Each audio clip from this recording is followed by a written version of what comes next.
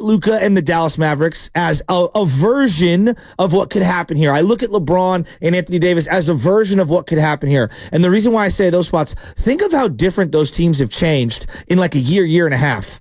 Like the Dallas Mavericks just a couple years ago were vastly different. Right. The team that they've played in the Western Conference Finals was very different than the team they have today. They tinkered it. But I think it starts with me, like, finding the number one guy to play alongside Steph is number one. And then number two is complete financial flexibility. To be able to swing deals and be fluid and all that. So right now, if I'm looking at the Warriors, I think all Warrior fans, there's no in between. Either you're in with the other guys and we're just going to ride it till the wheels fall off, and I feel like they've already fallen off, meaning Steph, Clay, and Draymond, or it's Steph stays, but everything else is on the table. Well, I think there's no in between. Well, I think everything else was on the table this season, behind the scenes. You think so? Oh, absolutely. Absolutely.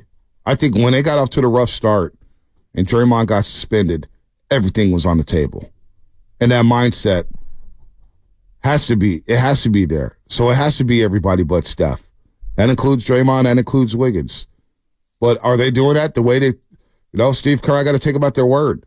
They want to bring the big three back. And now all of a sudden you become the San Francisco Giants. What killed the San Francisco Giants was you committed to the Brandons when they're past their prime. That's what we're dealing with here. You could get a head start on the rebuild because here's the reality. And before we go back out to the lines. I don't think you can rebuild. You have to reload. You have to reload, but look at the West.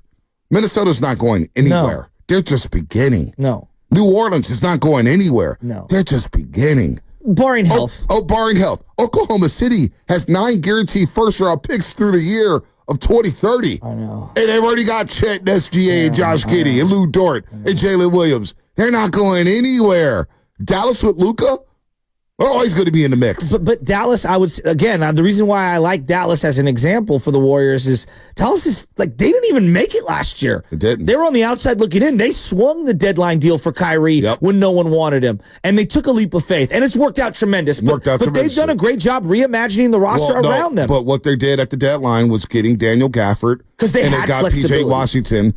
And they got Derek Lively II in that draft where they don't give up their pick. So now you got young assets who can play alongside Luka to pick and roll, and you see Lively's shooting percentage over 70%. Gafford's had stretches where he's gone 33 to 33. It's been P.J. Washington has been a nice fit, but they can also move him in the offseason if they don't like the perfect fit alongside Tim Hardaway Jr. So they're not going anywhere. No. The Clippers in L.A., Steve Ballmer's going to spin, and spin more. They're at a crossroads if they don't win. They're at a crossroads. Like they're at a crossroads. But they have the L.A. market. I agree. And they have a new stadium and a new Intuit Dome. And Steve Ballmer will spin and try to do everything he can to be in the mix. I'm not writing them off. So but they're in a crossroads. But they're in a crossroads. But the Clippers have always been able to attract free agents. But the Clippers are a team like Phoenix. If they get dismantled, they're one of the teams you're competing with if you can get better then. You know what I'm saying? No like, if they get dismantled. Because they're going to be in an arms race too, is what you're getting at. What I'm getting at here, to land the plane here, the West is loaded. Well, there's no easy outs. To try to get better in the Western Conference is going to be very difficult, though. And now you got these young teams with cap flexibility, young assets, long, athletic defenders. This is an uphill climb for the Golden State Warriors to get back to the mountaintop. Let's get to RJ at Fairfield. RJ at Fairfield. We'll get to everybody here. RJ, what's happening? What's happening, man? Hey, like the beam.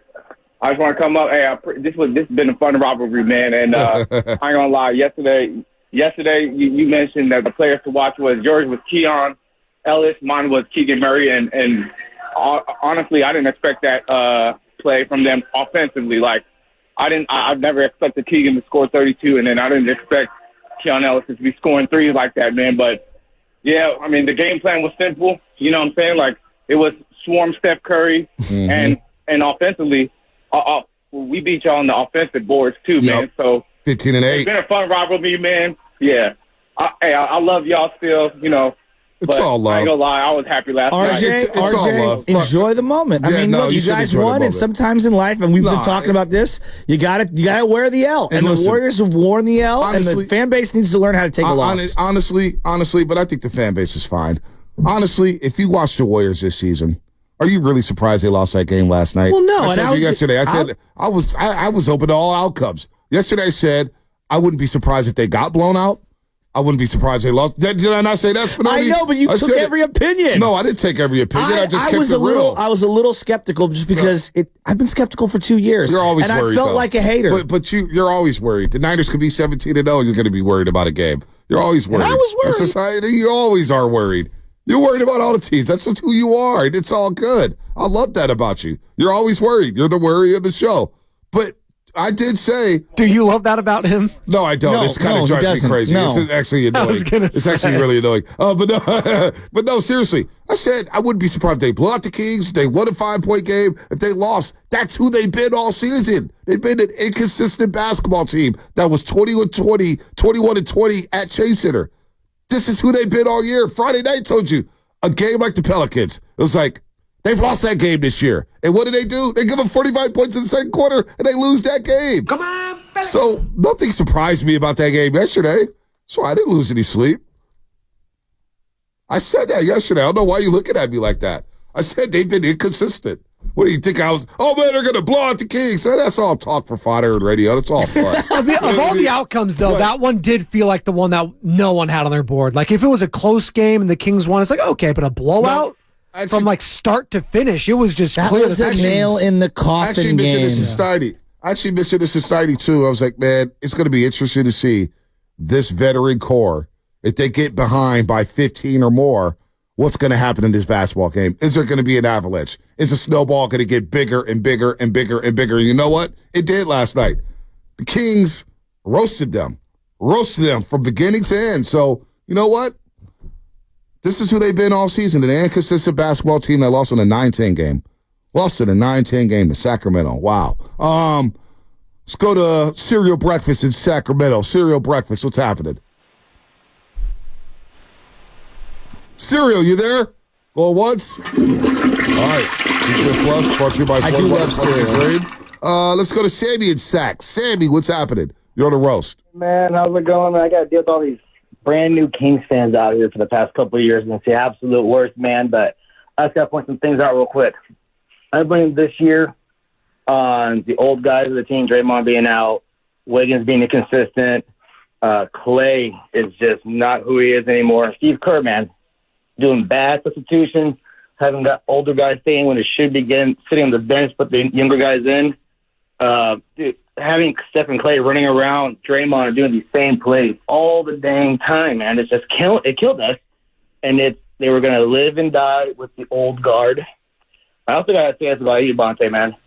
Past 2 games, you were very, very, very overly confident when they were against the Pelicans and the Kings, my guy. What do you want me to do? What do you want me to do? Not be arrogant and confident? What do you want me to do? Oh, I'm worried about they're going to lose. I don't think like that. I don't roll like that. I'm going to ride with my guys to the end. That's it. That's all. I may think differently inside, but outside, I'm going to be confident and arrogant. The hard part to accept, I think, not for everyone, but for some, is that it's not one transaction. It's not one extension. This is just what happens in sports. When you get old. It's cyclical. You get old. You know? Well, it's not even just old. I also think that there was a defiance which was well earned regarding, like, people call the Warriors arrogant, and they are arrogant, and they've earned that arrogance. They've absolutely earned that arrogance, and it's trickled down to the fans for many years. But like, I think that this team got caught up in a lot of emotions and just everything. The emotion, the emotional attachment to this player and the emotional attachment to that guy. And I've always been a starter, and I've always been a guy who's going to get mine. And it doesn't matter about what happened a week ago. We're gonna figure this out. Like, all year they kept trying to talk the coach, and I don't blame him for this. I would be doing the same thing if I was a coach, trying to talk a run into existence.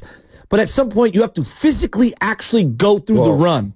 And you could talk about your past achievements, but you have to do it. And they just never could physically go out and do it. Well, Steve Kerr tried to find lineups that could work all season long. He tried to find something. Yeah. That's why you had 27 different starting lineups. That's why you had so many different closing lineups. He was trying to find the right combination. He didn't. It was tough to find that right combination. Why? Because all these pieces just don't fit. And it's possible for a team. It's possible for all the pieces of the puzzle to not fit. And that's what you're looking at right now with the Warriors. So, look, man, I know people it's a 9-10 playoff game. the fact that the Warriors are in a 9-10 playing game was enough for me to say there needs to be changes. There needs to be changes. You weren't going to go on this miracle run and all of a sudden play Oklahoma City. Here's the thing. Here's the thing that I thought all season long, and it was funny, and I said this earlier in the year. When teams were coming to the Chase Center, they didn't fear the Warriors no longer, right? You're laughing like, did I not say that? No, it's just, it's not you. It's just the whole Warrior fan base, this station included, and just everywhere. It's like, they could go on a run. No. Could. It wasn't everybody, though. It was a lot of realistic Warrior fans saying they're not that good. Could they go on here's how I felt about the team all year. It's like, teams don't fear them no longer. And that fear factor is gone. When they were humming, even in 2022, when they got off to the 18-2 start, teams were like, oh crap, the Warriors are back. God.